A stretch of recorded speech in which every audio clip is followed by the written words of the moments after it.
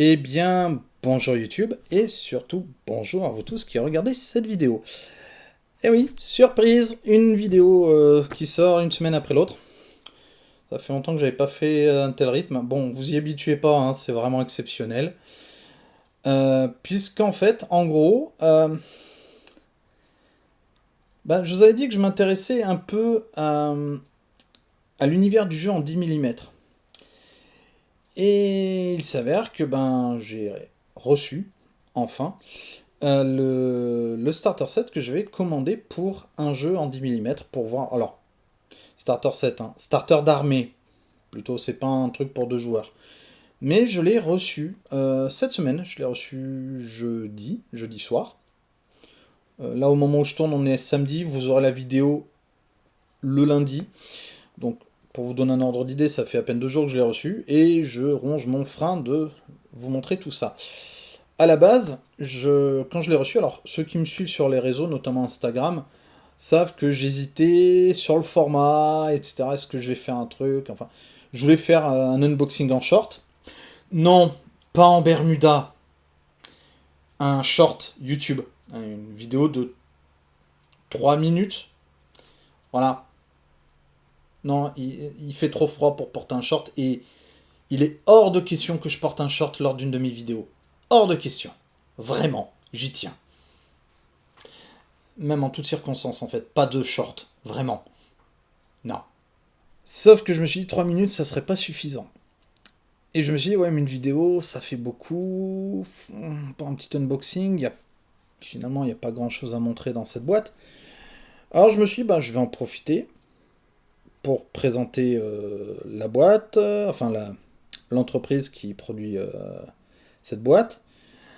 J'ai en profité pour présenter un peu le jeu aussi, hein, en gros son lore, très grossièrement. On va parler de l'unboxing et puis après je vais vous parler grossièrement, très grossièrement du système de jeu, pour que vous ayez un peu une idée de quoi ça parle en fait. Et puis pourquoi pas après, s'il y en a qui s'intéressent, qui veulent un truc un peu plus complet, je peux faire une review plus complète. Alors, faudra sans doute que j'achète une deuxième boîte, que j'achète aussi les règles. Mais ça j'en parlerai un petit peu après. Mais voilà, grossièrement, au moins vous voyez un peu de quoi ça va parler, ce que c'est. D'autant plus que j'ai eu des gens qui m'ont dit sur Instagram, ah moi je suis chaud pour que tu nous parles du jeu parce que avec un pote ça nous intéresse. Voilà. Hein. Donc ça m'a un peu encouragé. Bon, dans les faits, j'ai eu qu'un message privé qui m'a demandé ça. Donc c'est pas grand chose. Mais bon, je me dis allez, tentons. D'autant plus que ma dernière vidéo sur Hieronymus n'a pas eu beaucoup d'impact, puisque j'en suis à 18 vues peut-être en une semaine. Enfin, en une semaine au moment où vous verrez cette vidéo. Hein. Donc, techniquement 18 vues au moment où je tourne cette vidéo. Donc la semaine n'est pas encore terminée, je peux peut-être avoir un rush, on sait jamais, mais j'ai de sérieux doutes dessus. Donc on va voir. Ça, ça, ça fout un petit peu un coup au moral. Bon, en même temps, la vidéo était pas top. Donc j'espère que celle-là va être un peu mieux réussie. On va essayer. Ah. On va essayer de faire un peu mieux que la précédente. Et puis, celle-là, je la partagerai davantage dans des groupes, des trucs comme ça. On verra ce que ça va donner. Bref. Donc, on va parler d'Argatoria. Oui, c'est. Voilà, je vais vous montrer le starter. Hein, alors, vive les reflets. Ah, voilà. Vous voyez, c'est tout petit, hein. C'est un starter. C'est un starter pour un joueur. C'est pas grand chose, hein. Bon, je développerai un peu le truc après dans la partie unboxing, mais on va commencer déjà un peu à parler du reste. Notamment donc de l'éditeur Spellcrow. Alors, Spellcrow. Spellcrow est un acteur relativement peu connu dans le monde de la figurine. Nous, en France, on le connaît surtout pour des pièces alternatives, pour des figurines alternatives, pour faire un peu de kit bashing. Alors, pour ceux qui ne savent pas ce qu'est le kit bashing, et vous êtes sans doute assez nombreux sur ma chaîne, je l'avoue, Le kit bashing, en gros, c'est ce qu'on appelait à une époque la conversion. C'est en gros la modification d'une figurine. Ça va pas plus loin, c'est-à-dire changer une tête, mélanger deux kits pour faire un troisième kit un peu original. Euh, c'est de la personnalisation, c'est de la custom en fait. Mais tourné autour de la figurine. Le kit bashing, le kit de figurine, bashing, mélangé, grossièrement. Le terme est impropre, mais grossièrement c'est ça. Et ça vous permet de créer des pièces uniques en soi. Voilà ce qu'est le kit bashing, ou en français, la conversion. Il me semble que j'en avais déjà parlé dans une vidéo, je sais plus laquelle, mais il me semble que j'en avais parlé une fois. Bref, on y retourne. Donc oui, ils sont connus pour ça, et surtout pour des pièces de résine dures, un peu comme à l'époque Forge World, qui sont quand même ouais, de qualité. Et surtout, on sent le côté un peu old school, vous savez, dans le design, dans le style. Je vous mettrai quelques pièces par-ci par-là pour que vous voyez un peu ce que je veux dire par le côté old school. Mais c'est vrai qu'on ne les connaît pas pour autre chose en France. Et c'est dommage. C'est très très dommage parce qu'en fait, ce sont vraiment des passionnés qui, enfin, notamment Piotr Pirjanovic, parce qu'ils ont développé leur propre univers. Un univers qui s'appelle Umbratoris, qui est un univers. Alors, j'ai pas trop étudié la question. J'ai vu un peu pour Argatoria, mais pour le reste, c'est compliqué. Euh, Cet univers, en fait, il y a deux jeux qui se déroulent dedans, deux jeux qu'ils ont dessinés, qu'ils ont conçus, qu'ils ont édités aussi. Vous avez donc Umbratoris, qui porte le nom de l'univers, qui lui est un jeu plutôt d'escarmouche, avec un côté un peu jeu de rôle. Vous voyez, c'est plutôt des groupes de 6 figurines de chaque côté qui vont un peu se mettre sur la gueule. Et vous avez dedans des rogues, des paladins, des prêtres, des guerriers, des barbares, etc. Vous avez en fait tous ces petits archétypes du jeu de rôle. Alors, ce jeu-là, je le garde dans ma liste parce qu'il m'intéresse un peu. Ça fait quelques temps que j'en entends parler. Pourquoi pas? Ça peut être intéressant. Et ensuite, vous avez donc Argatoria. Et Argatoria, c'est le jeu dont on va un peu plus parler aujourd'hui. Donc, qu'est-ce que c'est qu'Argatoria? Pour résumer, Argatoria, c'est un jeu rank and flank pour des figurines de 10 mm. Alors, le rank and flank.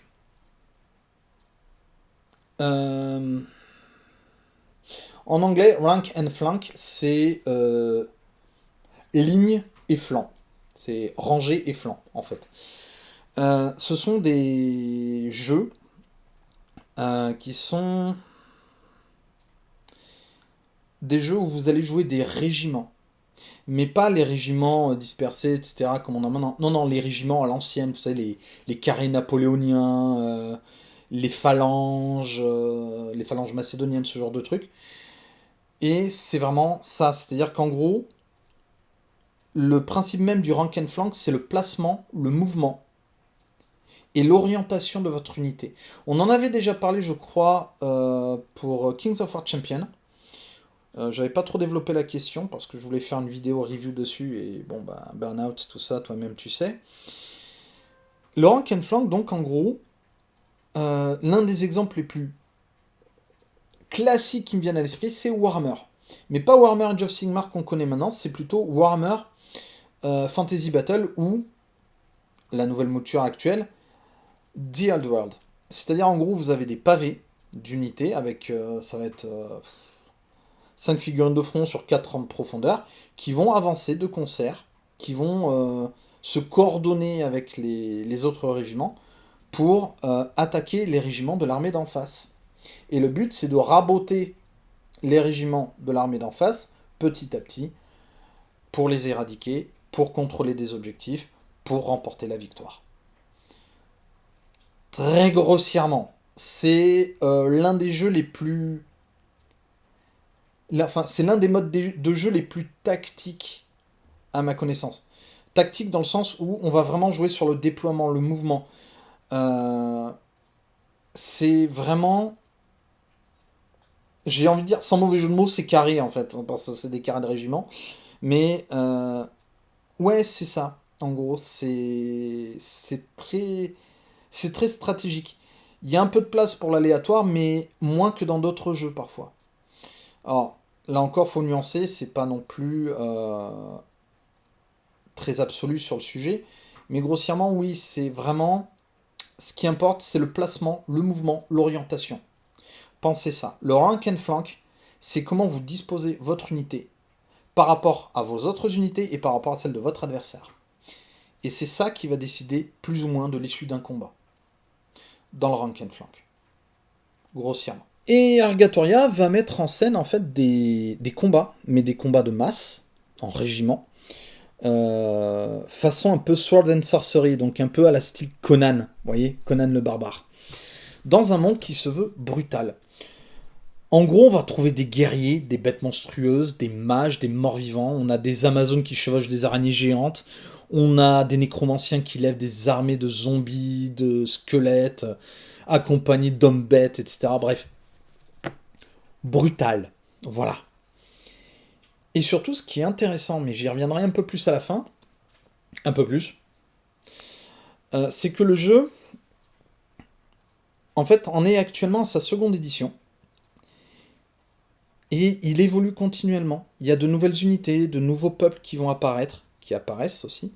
Le plus récent, par exemple, c'est le peuple d'Ersael, que je présenterai un peu après. Euh, et ce monde va s'enrichir. Alors les règles vont évoluer un tout petit peu, même si le cœur de règle reste toujours le même. Mais le jeu en lui-même évolue. Il évolue continuellement. On va un peu parler lore d'Argatoria, mais très rapidement. Il faut imaginer, le monde d'Argatoria, c'est vraiment le monde classique de Sword and Sorcery. De hautes montagnes habitées de dragons, ou de gorgonzors, je crois. Ils appellent ça des gorgonzors, de mémoire. Avec des terres arides, où rien ne pousse, où seule la mort peut vous rencontrer. Des... Qu'est-ce que vous allez avoir? Des forêts peuplées de créatures féeriques qui ne vous veulent pas forcément du bien. Voilà, c'est vraiment, imaginez le cliché complet, old school du monde Sword and Sorcery façon Conan, et c'est bon. Ouais, et si certains d'entre vous imaginent des Amazones en bikini en côte de maille, alors désolé pour les féministes qui me regardent, hein, cœur sur vous, vraiment, mais ouais, on n'est pas loin de l'idée. Vraiment. Vraiment pas loin. C'est Sword and Sorcery rétro, hein, façon old school. Bref. Et à l'heure actuelle, nous avons 7 peuples qui s'affrontent. On a d'abord 3 peuples barbares. Les Dirandis, hein, pour lesquels j'ai acheté le starter, qui sont un peuple connu comme étant les élus des dieux. Ils sont fervents, sages, disciplinés, et ils combattent ceux qui défient les lois divines qui permettent de préserver l'équilibre du monde. Ouais, alors c'est pas des Templiers non plus, hein, c'est des barbares, c'est juste qu'ils sont superstitieux, ils croient, ils ont un panthéon de dieux complet, et même je crois que ah, chaque village, le terme est impropre, on parle de settlement en anglais, mais chaque village, euh, en gros, euh, est lié à un dieu selon son activité, très grossièrement. À côté de ça, vous allez avoir les Vaendral. Les Vaendral, alors vous voyez un peu sur l'image que je vous mets sur le côté, ouais, on est sur du Conan. Vraiment, c'est... Alors, sauf qu'ils ont pas Chrome. En fait, les Vaendral, c'est un peuple de guerriers fiers, sauvages, qui sont plus portés à croire en la puissance de l'acier qu'au pouvoir des dieux. D'ailleurs, on les appelle les tueurs de dieux, typiquement. Bon, là, ça reste gentil, c'est bien. À côté de ça, vous allez avoir aussi les Gaildor. Les Gaildor, C'est une tribu qui a appris à vivre en harmonie avec les créatures de la forêt. Et quand je parle de créatures de la forêt, je ne parle pas forcément des petits insectes et des petits rongeurs. Enfin, si, sans doute. Mais eux, ils vont au combat accompagnés de créatures gigantesques. Ouais, parce qu'en fait, ils ont l'air très cool, hein, mais au bout d'un moment, ils décident de déchaîner la colère de la nature, et c'est là que ça part en vrille. En gros, c'est les druides. C'est les druides. Hein, vous voyez l'image que je vous ai mise, c'est vraiment des druides. À cela va s'ajouter deux peuples serpents. Oui, il y a enfin, deux peuples d'hommes serpents, plus exactement. Le premier, c'est les Arocs. C'est un peuple ancien, aux nombreuses cités pleines de splendeur et de richesse. Pensez un peu les cités aztèques telles qu'on l'imaginait à l'époque avec Eldorado. Voilà, c'est un peu ça. Et ce peuple, on dit souvent que seuls les dieux peuvent espérer les stopper. Côté badassitude, ça en dit beaucoup. De l'autre côté, vous avez les Sorgax. Alors les Sorgax, on en sait peu. Comme vous voyez, ils sont dans une teinte totalement opposée aux Arocs. Et les Sorgax, eux, ben, forment une tribu un peu mystérieuse qui fuit tout contact, tout échange avec les autres peuples afin de préserver leurs secrets. Ouais, et eux, ouais, ils ont l'air d'être plutôt dark dans le genre, hein. Ils ont une troupe qu'on appelle les martyrs. Côté dark, ça veut tout dire, hein. Et à côté de ça, vous avez deux autres peuples. Oui, on a parlé de 7 peuples, je vous en ai dit que 5. Le premier, un de mes préférés, hein, je lorgne sur le starter set de cette armée parce que j'aime beaucoup. Sheol Morg. Sheol Morg, c'est un empire qui est dominé par la peur des dieux sombres, dont les hordes de guerriers, de bêtes et de morts vivants n'engendrent que mort et ruine dans leur sillage. Ouais, en gros, vous prenez Tol Sadoum à l'été aux anabolisants, accompagné d'un nécromancien et d'hommes bêtes. En fait, c'est une faction que j'aime bien parce que là où la plupart des factions que je vous ai présentées avant sont plutôt monolithiques, d'un bloc, Sheol Morg, pardon, voilà. En fait, c'est trois groupes. C'est les hommes bêtes, les morts vivants et les guerriers barbares. Alors, c'est des barbares, c'est ce qu'ils appellent les guerriers cornus, parce que c'est des barbares avec des casques à cornes. Euh, paye ton cliché. Euh, et ces trois armées sont unies, en fait, mais vous pouvez jouer une armée exclusivement d'hommes bêtes, jouer exclusivement une armée de guerriers cornus, ou exclusivement une armée de morts vivants. Mais vous pouvez aussi jouer le tout ensemble. D'ailleurs, le starter, c'est vraiment un mélange des trois. Voilà. Non, moi j'aime bien. Et enfin, le dernier, le plus récent, c'est Ersail. Vous en avez un peu parlé quelques minutes auparavant, très rapidement. C'est le dernier né, grossièrement, des armées du jeu. Alors, Ersael, c'est un clan orc, mystérieux et agressif, qui se réclame d'un ancien chef de guerre qui dévasta jadis les terres d'Argatoria.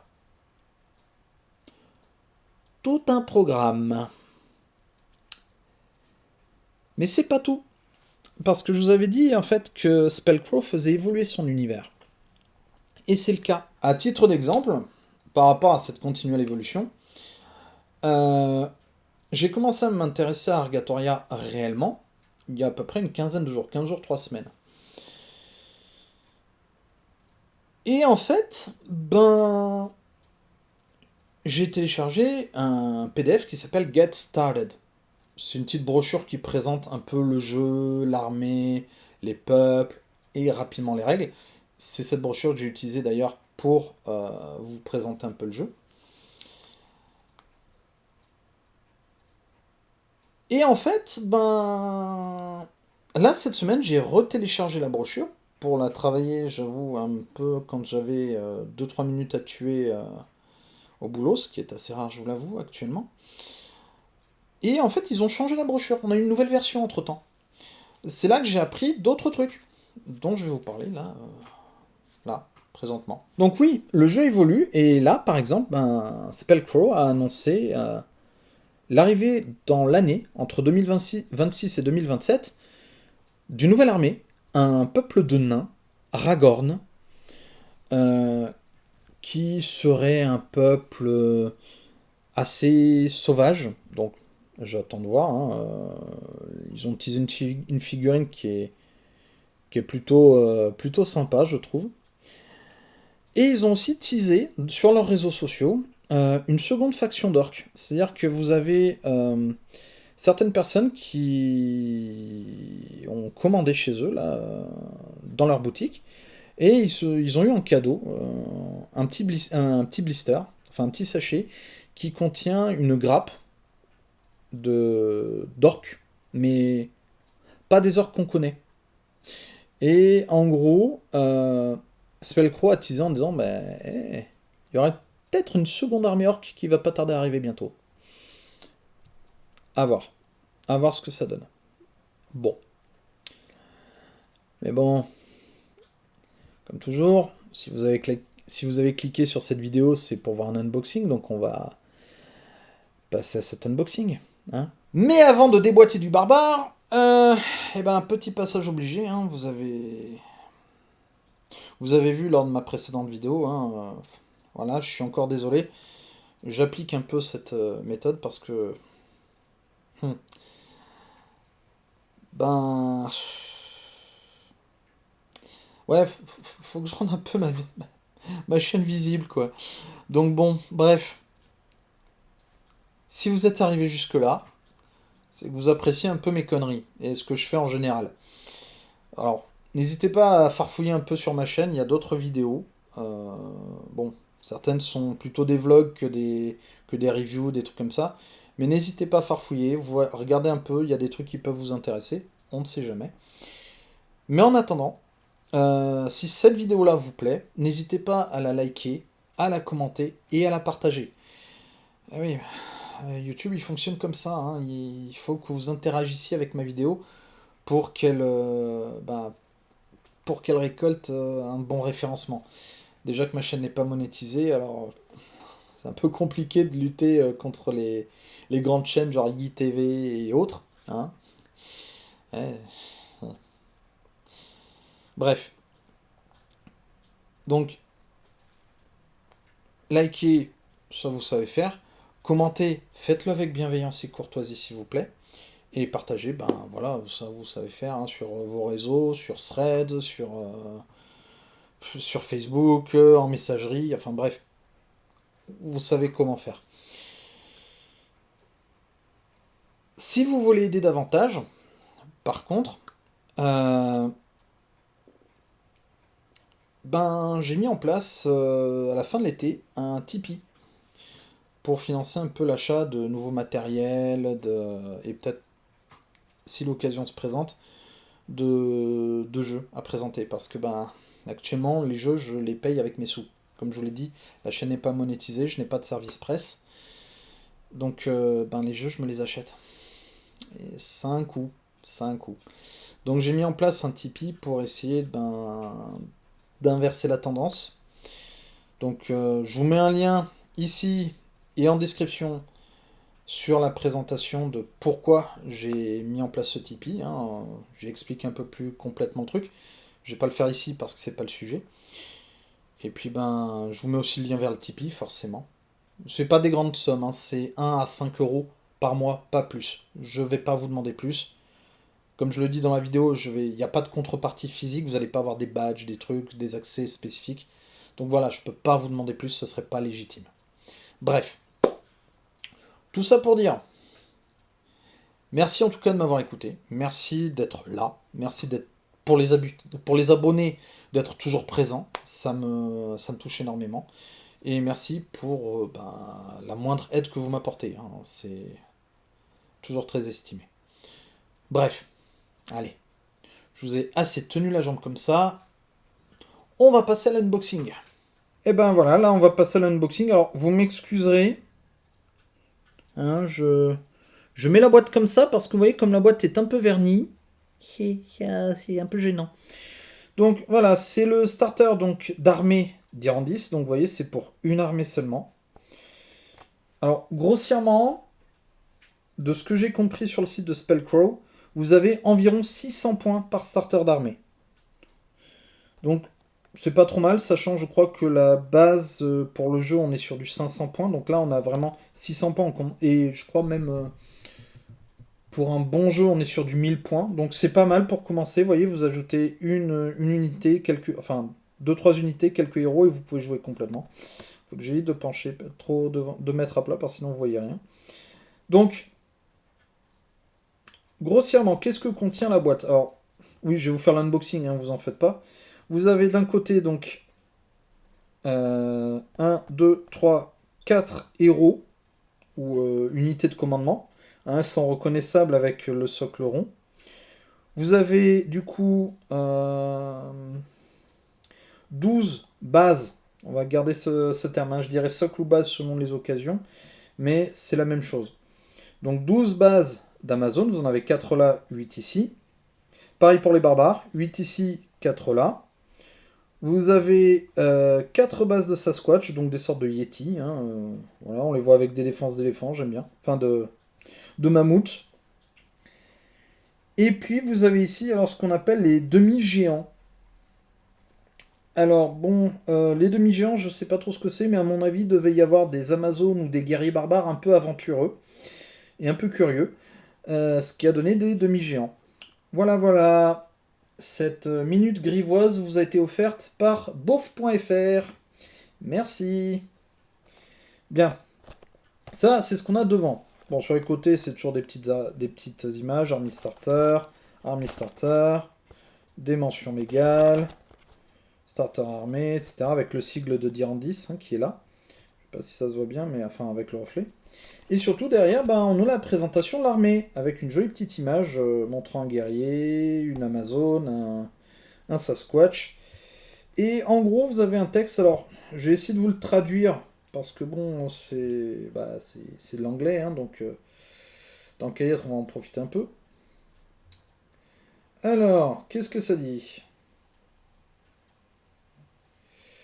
Dirandis, les loups qui errent à travers la terre du chagrin, les élus des anciens dieux, et unbending, ceux qui ne ploient pas, ceux qui ne courbent pas les chines grossièrement. Dirandis, appelés les élus des anciens dieux, est une des plus grandes tribus qui traversent les terres d'Argatoria avec une épée entre les mains. Leurs énormes villages, settlement hein, toujours, au pied des montagnes, sont décorés avec de nombreux symboles des dieux. Chaque village, dépendant de sa, comment je peux dire, selon sa fonction, selon ce qu'il fait en fait, est sous la protection d'un dieu différent. Pour Dirandis, les règles et les lois sont un aspect important. Et bien que les membres de la tribu soient considérés comme étant raisonnables, parfois ils sont aveuglés à l'idée de combattre au nom de la foi. Ils méprisent ceux qui ignorent les lois des anciens dieux, celles qui amènent l'équilibre du monde. Ouais, voilà, hein, grossièrement, c'est des fiefés. Voilà, c'est, enfin, pas des fiefés, des fervents. Des fervents défenseurs de leur religion. Ce starter d'armée contient une armée de Dirandis, avec laquelle vous pouvez commencer à jouer au jeu Argatoria. Il inclut 6 unités et 4 héros, pour un coût total d'environ 600 points d'armée. Hein, c'est ce que je vous avais dit. Toutes les figurines sont en résine de haute qualité, avec des socles plastiques. Le set requiert de l'assemblage, du nettoyage et de la peinture. Vous trouverez toutes les informations à propos du jeu, des armées et de comment les peindre dans le livre de règles d'Argatoria, qui est nécessaire pour commencer à mener de grandes batailles dans le monde des barbares. Voilà, voilà. le ton est donné. Hein. Bon, c'est pas... Vous aimez bien m'entendre, je pense, mais vous en foutez un peu de la lecture. Donc on va peut-être regarder ce qu'il y a dedans. Alors, attention. Voilà, tout est... Alors ça, c'est ce que j'aime bien, vous voyez. Toutes les unités sont emballées individuellement. Voilà, ça, c'est Spellcrow.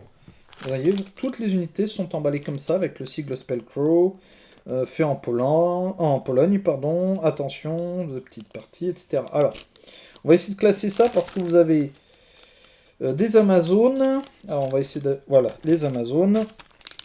Ça, c'est des géants. Alors, vous m'excuserez, hein, je fais un peu la séparation.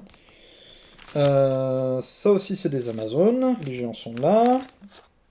Ça, c'est le commandement. Ça, c'est des géants. Alors, ça et ça, c'est des guerriers. Ça, c'est des guerriers. Et ça, c'est les Sasquatch. Voilà, grossièrement, la répartition. Vous avez donc 5 tas. Hein. Donc, d'un côté, vous avez les Amazones, les guerriers barbares, les unités de commandement, les Sasquatch et les demi-géants. Et j'aime bien, vous voyez, les demi-géants, en gros, on a 2 unités, 2 sachets. Voilà. C'est plutôt pas mal. Alors, bon, on va commencer par l'unité de base, le barbare. Alors, je vais pas tout vous ouvrir, parce que... enfin, si, je vais vous ouvrir un de chaque, pour que vous voyez un peu la gueule des figurines. Donc, on va commencer par les barbares. Alors, les barbares, donc dans chaque boîte, vous allez avoir, vous voyez, des grappes, comme ça. Je sais pas si ça va bien se voir. On va essayer de rapprocher. Voilà, pour la mise au point. Vous voyez, elles sont quand même magnifiques. Moi, j'aime beaucoup. Elles sont vraiment très très belles. Ça donne envie de les peindre direct. Mais vous voyez, elles sont très finement sculptées. Et c'est la résine, donc c'est pas tout pourri. Vous voyez, regardez, hop. On va essayer là, vous voyez. Et ce que j'aime beaucoup, c'est que vous avez du coup 8 poses différentes de guerriers barbares. C'est pas mal, 8 poses différentes. Donc ça, c'est les guerriers barbares. On a 3 sachets de ça. Donc du coup, on a... 4, 8, on a 24 guerriers. 24 guerriers barbares. Ensuite, on va passer à ces dames, les Amazones. Normalement, c'est la même chose. Vous allez avoir... Hop. Hop. Alors là, je sors ça. Alors, vous voyez, vous avez aussi des socles. Alors, ce que je regrette un peu, c'est qu'ils montrent sur le site, ils montrent des socles avec un trou derrière. Alors, il faut les commander, je pense. C'est dommage parce que, bon, pour magnétiser, ça aurait été pas mal. Bref. Mais ça, c'est des socles de 20 mm. Donc, c'est des petits socles. Normalement, vous avez 2 types de socles qui sont... Enfin, 3 types de socles dans le jeu. Vous avez des socles carrés de 20 mm, des socles carrés de 25 mm et des socles ronds de 25 mm. Grossièrement. Ah oui, très important. On va mesurer aussi quand même un peu la taille des figurines. Tant que j'en ai une là. Alors, attendez, hop, je sais pas si ça va se voir. Voilà. Ouais, vous voyez, si je pars du socle, on est à peu près à 11-12 mm sont les individus. Donc, vous voyez, c'est quand même... ouais, c'est du 10 mm, on va dire Heroic Scale, pour les connaisseurs. Donc ça va, c'est pas des petites figurines, donc elles sont plutôt bien faites. Alors, du coup, voilà, là c'est les Amazones. Là encore, on a 8 postures différentes. Alors, je vais essayer de bien les mettre. Voilà. 8 postures différentes. Quand même, elles sont super détaillées. Et pas de commentaires grivois. Merci. J'ai fait déjà la connerie de tout à l'heure. On va éviter. Vous voyez, je vous mets aussi un peu derrière pour que vous voyez. On a quand même... Regardez là. Hop. On a les écailles qu'on a là. Et on les a aussi sur le devant ici. Vous voyez, on a des écailles quand même qui sont bien marquées. Le pli, la fourrure, les cheveux, tout est superbement bien marqué. Même le bois. Regardez-moi ce bouclier. Ils sont superbement bien marqués. Franchement, waouh. C'est du 10 mm, officiellement. 10 mm. Et c'est superbe. Franchement, les résines sont vraiment de qualité. Alors, qu'est-ce qu'on va voir? Bah tiens, les géants, les demi-géants. Alors, attendez, hop. Je pense que là, on va vraiment voir le côté un peu old school. Voilà. Alors, les deux bases, hein, enfin, les deux grappes, c'est la même. Hein. C'est vraiment le même style. Hein. C'est les mêmes armes. En fait, j'ai deux fois chaque modèle. Parce que là, vous avez, au lieu d'avoir deux figurines par socle, là, vous en avez qu'un. Vous en avez qu'une seule. Donc voilà, hop, les demi-géants. Donc vous voyez, hein, on est vraiment sur un côté old school avec le chapeau à pointe. Vous voyez les... Alors, je sais pas si ça va se faire la mise au point. Les pectoraux, vous voyez un peu comment ils sont. Hein. On est vraiment, vraiment sur du old school. Par contre, ouais, regardez-moi les visages. Les visages sont superbement définis. Hein. Même la maille, hein, la maille est magnifique. Franchement, du très très beau boulot. On va retourner un peu le truc. Voilà. Regardez-moi ce bouclier. Regardez-moi ce bouclier. Les veines du bois qui sont détaillées. C'est du 10 mm. Bon, alors ok, c'est des géants, ils sont un peu plus grands, etc. Mais bon sang, quoi.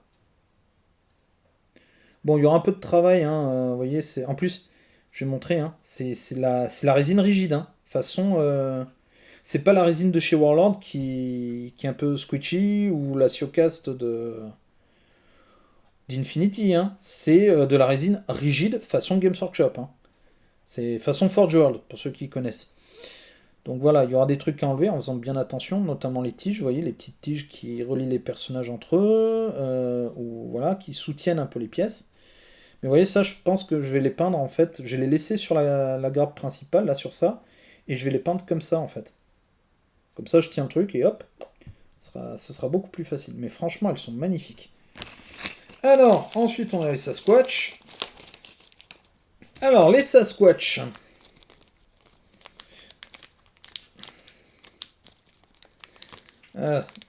ça manquait, hein, ça vous manquait de me voir galérer à ouvrir un truc, hein. Ah bon sang bois. En même temps, leurs sachets, ils sont sacrément renforcés. Hein. Alors, les Sasquatch, voilà. Donc là encore, là on est sur des créatures. Hein. Alors, il faut savoir que chaque boîte a ses unités de créatures, grossièrement, hein, très très grossièrement. Mais vous voyez, hop. Alors, petit défaut peut-être pour moi pour les Sasquatch. Alors la tête est pas mal, mais par contre, regardez les muscles en fait. Les muscles, on dirait en fait, c'est des plaques d'armure. Je sais pas si ça se voit à la vidéo, mais on dirait des plaques d'armure. Voilà. Bon, il n'y a pas de nervures sur les cornes de mammouth. Ah, à l'arrière-train, par contre, on voit que ce sont des singes. Voilà. Par contre, on voit bien le pelage. Le pelage est impressionnant. Mais ouais, on voit pas de nervures, par exemple, sur les bois des mammouths. C'est dommage. Mais ça reste quand même impressionnant. Bon, ça, c'est une petite unité, vous voyez, de 4. Là, j'ai que 4 Sasquatch. Hein. Là où j'ai 8 géants et... Et on avait dit quoi 24... 24 barbares ou Amazon, bon. Et enfin, alors ça, c'est mes préférés, je les aime bien. Les unités de commandement. Vous allez voir, si ma mémoire est bonne. Alors, normalement, je vous ai mis aussi les images de ce à quoi ça ressemble une fois monté et peint. Hein, tant qu'à y être, hein, on va vous faire baver un peu. Et voilà, ça... Alors, et voilà, ça, c'est les unités de commandement. Alors, vous voyez, hop, je sais pas si vous voyez très bien.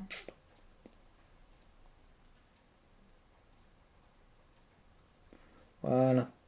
Sur chaque grappe, vous avez en fait une bannière, un tambour, un guerrier normal, hein, c'est le même genre de guerrier que vous trouvez dans les socles de guerrier barbare, et vous avez un héros. Donc là, par exemple, c'est le général, et là, celui avec sa grande hache ici, c'est un champion.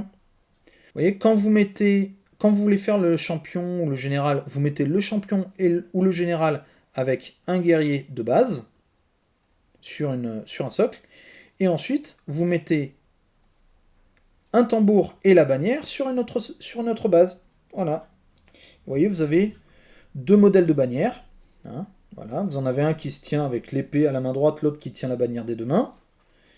Et vous avez deux tambours, un qui est en train de battre la mesure Et l'autre qui a reposé ses baguettes, enfin c'est ce avec quoi il bat le tambour, sur la peau du tambour. Voilà, très grossièrement. Alors ça, vous voyez, ces unités de commandement, tout comme les unités de guerriers barbares ou d'Amazon, ou même de demi-géants, ce sont des unités de base. C'est-à-dire que vous avez de fortes chances de les retrouver dans les trois tribus barbares. Enfin, les Amazones, non, vous ne les trouverez pas chez les Gaeldor, par exemple.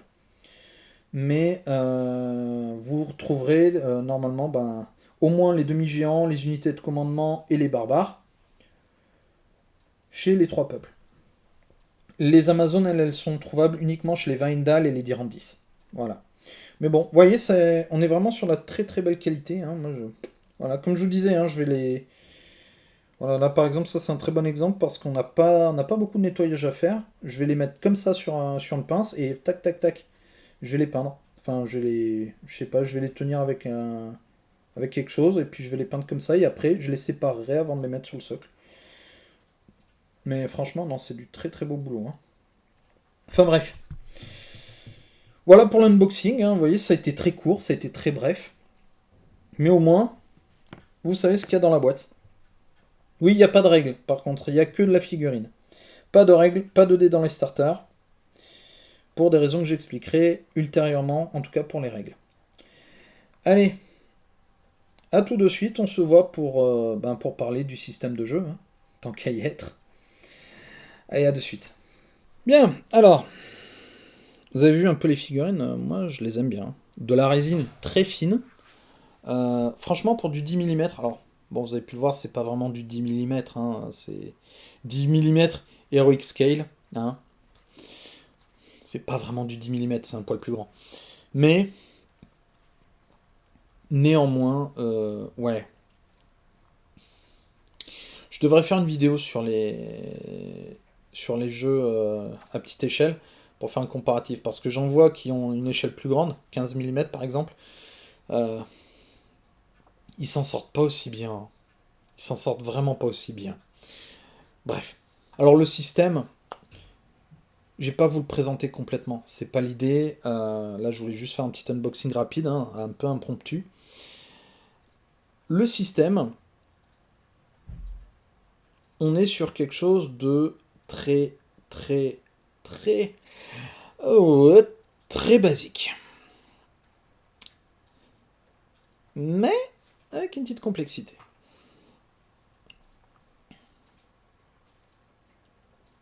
Première chose, comme vous le savez, c'est du rank and flank. Donc vos unités sont organisées, enfin, vos bases de figurines, vous avez pu voir, c'est des petites bases, sont organisées en unités, avec 4 rangs de front, puis après, ça peut aller jusqu'à 4 rangs, je crois, de profondeur, grossièrement. Oui, parce que sur le site, vous pouvez acheter des unités complètes, et c'est du 4x4. Hein. Donc, à mon avis, c'est ça, c'est des carrés. Hein. Mais chaque unité, ce qu'il faut savoir, est définie par son moral.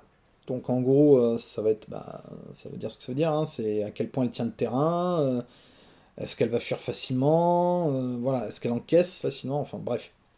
Le mouvement, pour du rank and flank, c'est presque obligatoire, j'ai envie de dire.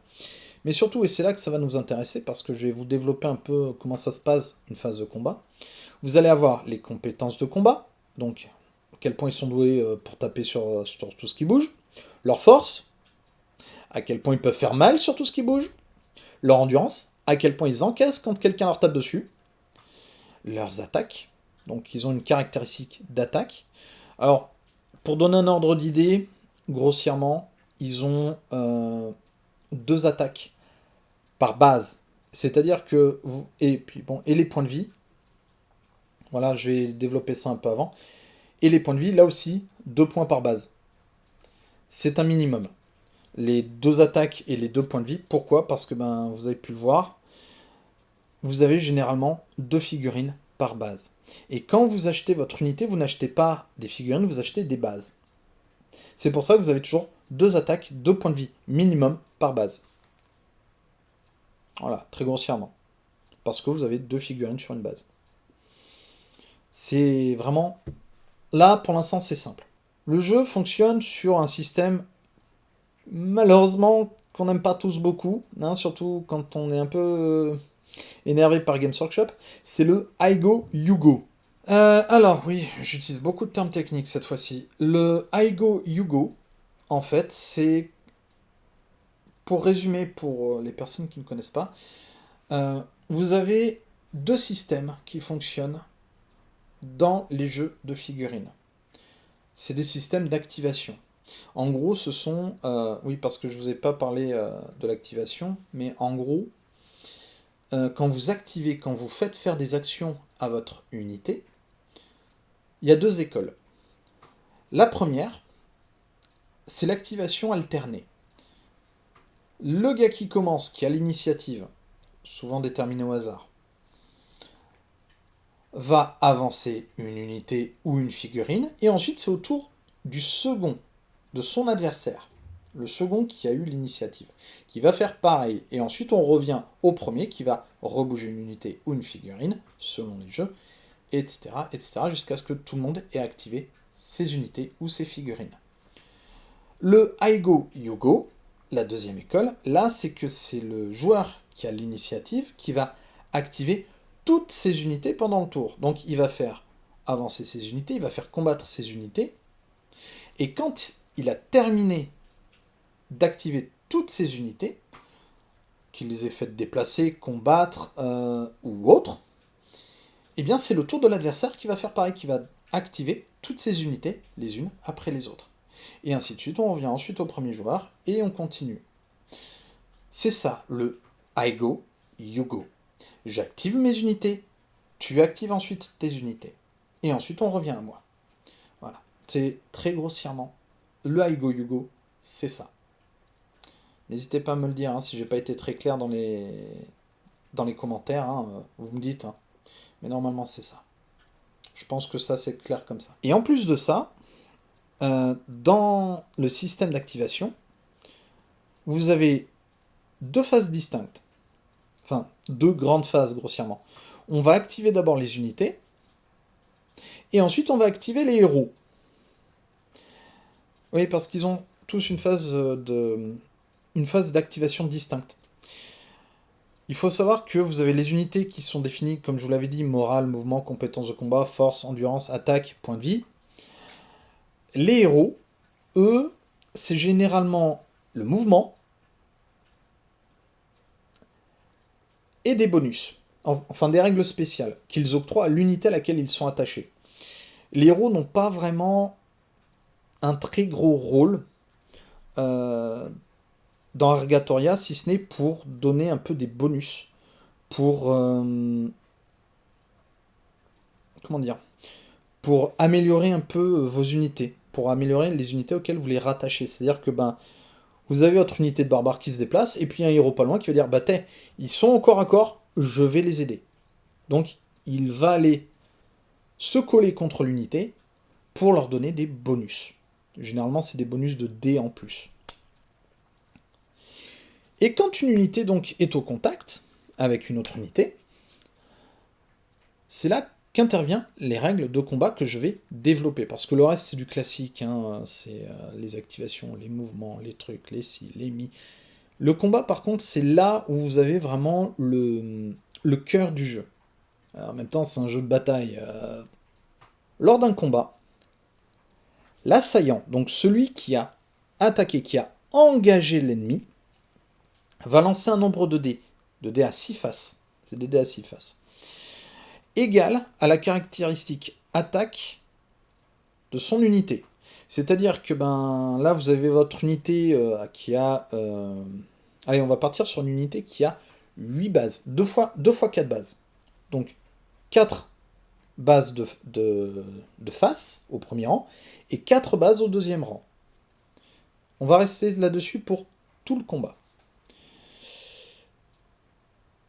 Lorsque notre assaillant arrive au contact avec l'adversaire, donc il va regarder la caractéristique attaque de son unité.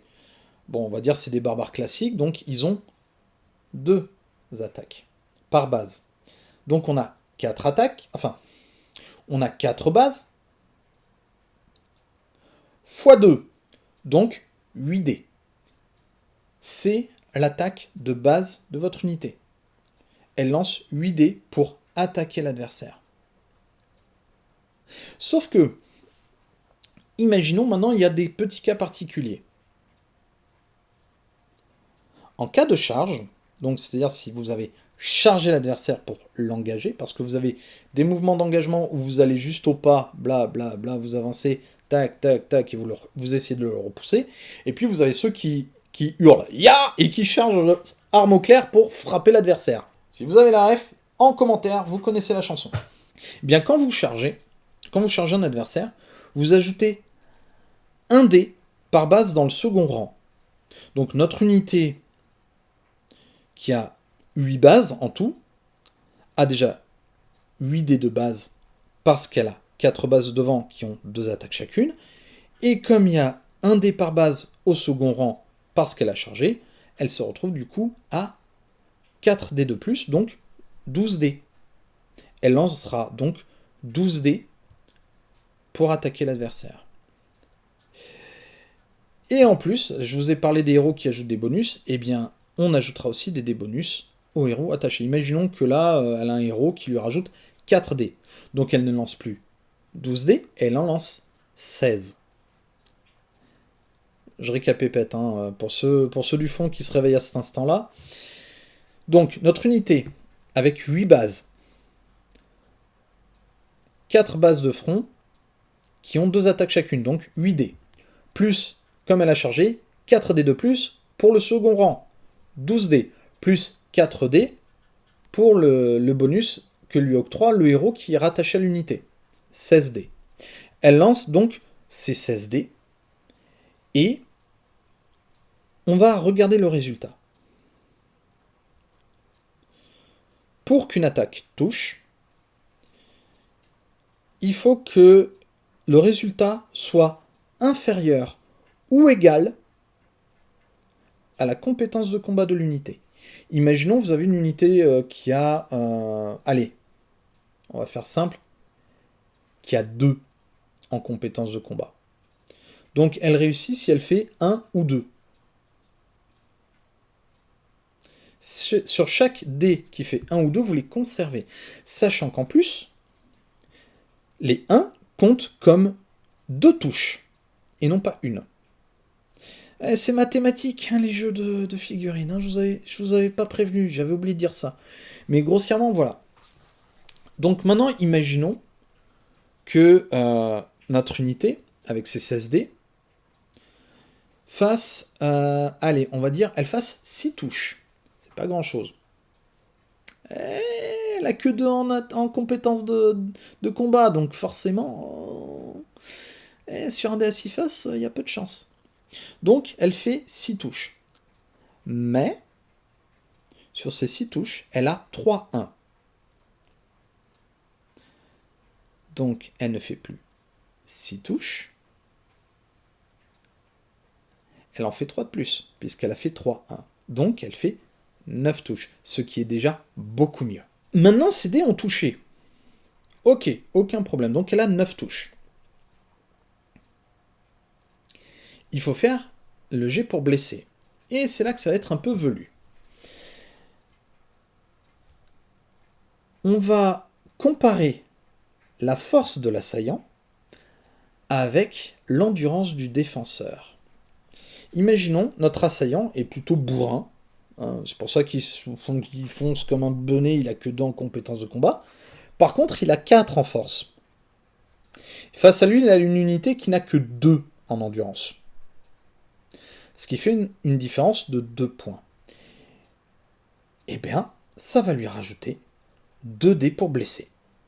Donc, il ne lance plus seulement 9 dés pour blesser, il en lance 11. J'espère que vous suivez. On prend ces 11 dés et on les lance. Et là encore, on va comparer le résultat à une des stats, à une des caractéristiques de l'assaillant. On va prendre cette fois la force. Comme je vous l'ai dit, nos assaillants ont 4. Donc ils ont Ouais, là, ils ont un peu plus de chance hein, de toucher, puisqu'ils touchent... Enfin, de blesser. Il faut faire la distinction entre blesser et toucher. C'est très différent. Là, s'ils font 1, 2, 3 ou 4 sur leur dé, ils blessent. Bon, manque de bol, ils font beaucoup de 5-6. Et ils vont faire, on va dire... ils vont faire 9 blessures. Ce qui est pas trop mal, on avait dit qu'ils lançaient 11 dés, finalement. Bon, bah, ils ont un 5 et un 6. Voilà. Donc, ils font 9 blessures. Alors, si vous vous demandez pourquoi j'hésite un peu sur les résultats, c'est parce qu'en fait, je me suis inspiré de la brochure hein, pour le combat. C'est plus simple. Je l'ai mémorisé un petit peu pour m'y retrouver. Ça me donne un peu une base pour vous donner les résultats. Mais on y retourne. Voilà. Désolé pour la pause, j'espère pas vous avoir perdu. Sur leurs 11 dés, il y en a 9 qui blessent. Donc, ils font 9 blessures. Et rappelez-vous, chaque socle a 2 points de vie. Donc, ça va être très simple.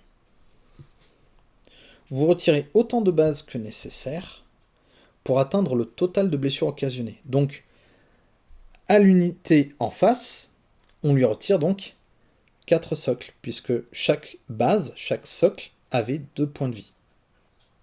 Donc, 4 fois 2, 8. Il reste un point de vie, enfin une blessure en excédent. Et bien, pour rappeler cette blessure, on met un jeton ou un dé d'une couleur différente à côté de l'unité pour rappeler qu'elle s'est pris une blessure. Comme ça, la prochaine fois qu'elle se reprend une blessure, on ajoutera ça à la prochaine attaque. Voilà. Le système est basique. Vraiment, c'est... Alors, c'est beaucoup de la masse. Hein. C'est beaucoup d'attaques de masse. C'est-à-dire que vous avez une grosse unité, vous avez les bonnes règles, ah ben, vous allez comme des prédateurs charger les petites unités et les défoncer. Voilà, c'est du barbare. Hein. C'est compliqué à expliquer, je le sais. Hein. C'est pour ça, si vraiment vous voulez voir le jeu en action, vous me le dites en commentaire. Ça ne me gêne pas. Hein. Enfin, si, il faudra quand même que j'achète une boîte en plus et les règles pour vous présenter le jeu. Mais c'est faisable. Hein. Je sais pas quand, mais déjà je vais essayer de peindre, les figurines que j'ai. Peut-être que je les mettrai sur Instagram ou je ferai des petits posts sur YouTube pour vous montrer un peu ça. Mais grossièrement, ouais, ça peut être faisable. Voilà, parce que là, je vais attaquer un petit peu mon avis sur le jeu, mon avis préliminaire. Hein, parce que je pense que certains vont quand même veulent avoir cet avis-là. Je vais commencer par les points en Nyeh. Point un peu chiant. Premier, c'est un jeu polonais. Alors, rassurez-vous, il est traduit en anglais. En anglais. Comme beaucoup de jeux que je présente, malheureusement, les jeux sont en anglais, ils ne sont pas traduits. C'est un jeu qui n'est pas connu, donc il n'a pas de distributeur en France. Moi, personnellement, la boîte là que j'ai, je l'ai commandée en Espagne. Par contre, ouais, les figurines sont très belles. Elles sont... Ouais, franchement, elles sont sympas. C'est du 10 mm, hein, mais elles sont plutôt détaillées. Elles sont assez variées. Quoique. Ouais, j'empiète un peu sur les bons points, mais vous allez voir pourquoi. Le starter d'Irandis souffre d'un défaut qu'il partage avec le starter Vaindal et le starter Gaildor. Et aussi, ça va être le même problème entre les Arox et les Sorgax. C'est qu'en fait, ces 5 starters sont les premiers sortis. Et il n'y avait pas beaucoup d'unités à l'époque. Il n'y avait pas beaucoup d'unités spécifiques. Dès lors, les barbares, les amazones et les demi-géants, de même que les unités de commandement barbares, ces unités, vous les trouverez ailleurs. C'est-à-dire que si vous achetez une boîte de Vaindal, la seule chose qui va être différente, c'est que vous aurez d'autres créatures à la place des Sasquatch. Vous aurez le même nombre de figurines, mais au lieu d'avoir des Sasquatch, vous aurez 4 Volfur, je sais plus le nom exact, ou Volur, qui sont à peu près les mêmes créatures, sauf que c'est plus des Yétis de... Non, pas des Yétis, des trolls de Skyrim, en termes de visuel. Chez les Gaeldor, vous n'aurez pas les Amazones. Par contre, les barbares, ce sont les mêmes. Les unités de commandement barbares, ce sont les mêmes aussi. Voilà, donc ça, c'est un peu le défaut. Et pareil, ben, chez les Arox et les Sorgax, les guerriers reptiliens, ce sont les mêmes. C'est les mêmes, les unités de commandement sont les mêmes. Parce que ce sont les premières boîtes sorties.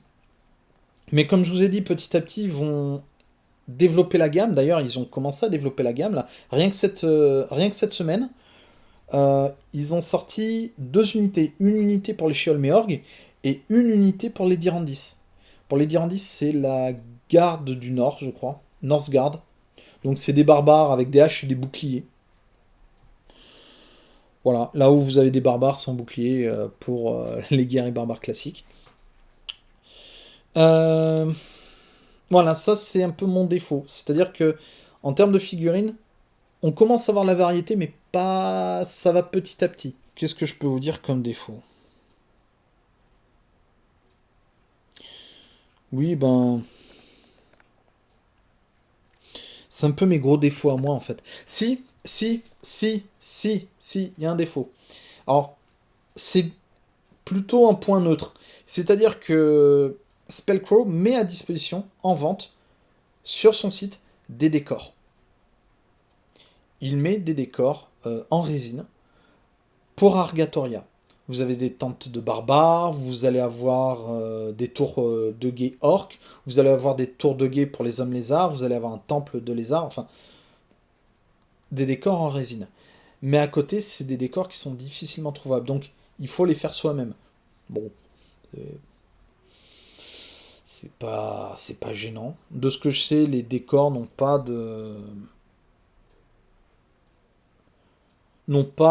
règles spécifiques, donc c'est juste des décors basiques qui sont là pour obstruer la table, donc le point de vue, enfin la ligne de vue des unités et surtout les mouvements. Vous voyez, ça se met en plein milieu, il faut les contourner, bref. Voilà.